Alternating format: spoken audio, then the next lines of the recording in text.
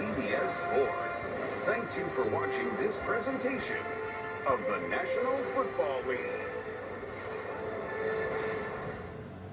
Call Disney with Robert De Niro, Queen Latifah, and Steve Carell this week. Sports Central with Jim Hill. Next. You're watching Sports Central on CBS 2, sponsored by Morongo Casino Resort and Spa.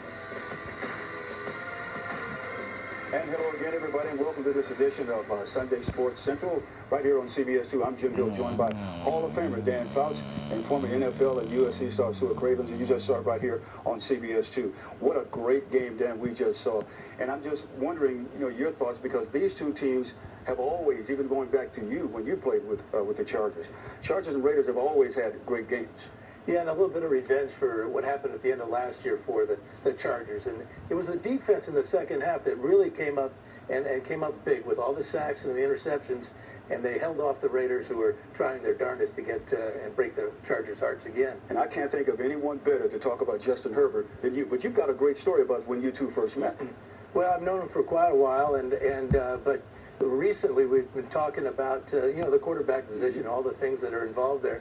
And I text him once in a while. I said, "Now, I don't want to bother you, Justin, but if you have any questions," and he said to me, "Well, I don't want to bother you." And I said, "All I'm doing is sitting around watching TV." And so we just had a great time watching this game today. Yes, we did. We saw a lot of back and forth. They came out with a lot of adrenaline. We talked about the first game to see how big this was for the Chargers to win this game, and it came down to the wire, and the Chargers were able to pull it out. You talk about how big it was. This game probably was bigger for the Chargers than it was for the Raiders. Yeah, like Dan said, how the season ended last year, they needed this with being a division rival.